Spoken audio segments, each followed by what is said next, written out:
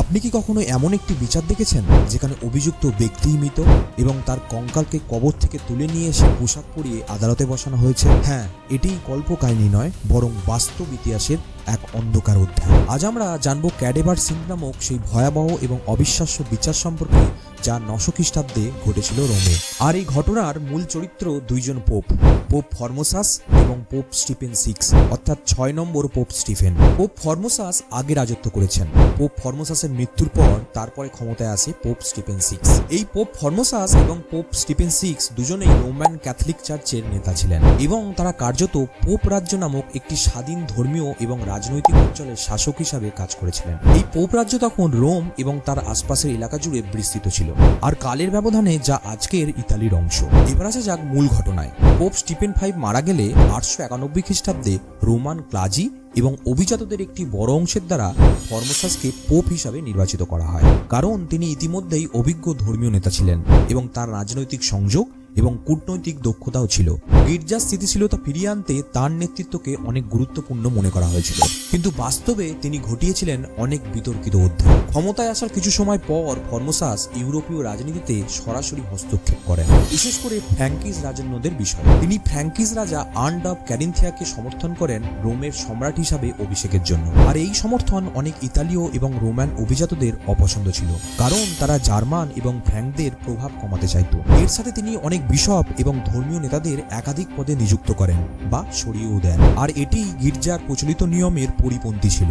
এর সাথে ফর্মোসাস পূর্বে বুলগেরিয়ার মিশনারি ছিলেন এবং তাদের প্রতি সহানুভূতিও ছিলেন। এর সাথে যখন পরে রাজনৈতিক পরিস্থিতি বদলায় এবং তিনি ক্ষমতায় আসে, তখন এই বুলগেরিয়ারদের প্রতি তিনি কঠোর অবস্থান নেন। এইসব সিদ্ধান্তের জন্য একদিকে যেমন তার জনপ্রিয়তা কম ছিল, তার সাথে সমকালীন পোপ রাজ্যের সাধারণ মানুষদের মনে এই ফর্মোসাসের প্রতি ক্ষোভ একটা বাড়ছিল।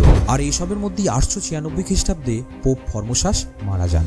সবাই ভাবলো শেষমেশ ঝামেলা শেষ, কিন্তু বাস্তবটা ছিল আরো কঠিন। ফর্মোসাসের মৃত্যুর কয়েক মাস পর পোপ হিসাবে ক্ষমতায় আসে স্টিফেন সিক্স। এই স্টিফেন মনে করতেন ফর্মোসাস গির্জার বিরুদ্ধাচরণ করেছেন এবং তার পোপ থাকা অবৈধ ছিল। তাই তিনি সিদ্ধান্ত নেন ফর্মোসাসের দেহকে কবর থেকে তোলা হবে এবং আনুষ্ঠানিকভাবে তার বিচার প্রক্রিয়া করা হবে। আর সেই মতো পোপ ফর্মোসাসের পচা কঙ্কালকে কবর থেকে তুলে গির্জার মধ্যে নিয়ে আসা হয়। তার সাথে তাকে পোপের পোশাক পরানো হয়, অর্থাৎ তিনি জীবিত থাকাকালীন যে ধরনের পোশাক পরতেন সেইভাবেই তাকে পোশাক পরানো হয় এবং তার পাশে এক লোককে বসানো হয় যার কাজ ছিল ফর্মোসাসের পক্ষে উত্তর দেয়া। এই বিচারের সময় পোপ স্টিফেন ছাড়াও আরো বহু যাজক এবং কর্মকর্তারা উপস্থিত ছিলেন। তিনি অভিযোগ করেন ফর্মোসাস তার পোপীয় দায়িত্ব পালনে অযোগ্য ছিলেন, তিনি মিথ্যা বলেছিলেন এবং নিজের স্বার্থে গির্জার নিয়ম ভেঙেছিলেন। এবং এইভাবে কথার উপরে কথা চলতে চলতে শেষ পর্যন্ত মৃত ফর্মোসাসকে দোষী সাব্যস্ত করা হয় এবং তার সমস্ত সিদ্ধান্তকে বাতিল করা হয়, এমনকি তার দেহকে কবরস্থ না করে টাইবার নদীতে ফেলে দেওয়া হয়। আর এই বিচার নিয়ে তৎকালীন সমাজে তীব্র প্রতিক্রিয়া সৃষ্টি হয়। অনেকে বলেন এটি গির্জার ইতিহাসের সবচেয়ে লজ্জাজনক অধ্যায়, আবার কেউ কেউ বলেন এটি একটি নিয়মের পুনঃপ্রতিষ্ঠা, যেন গির্জার মর্যাদা ফিরে এসেছে।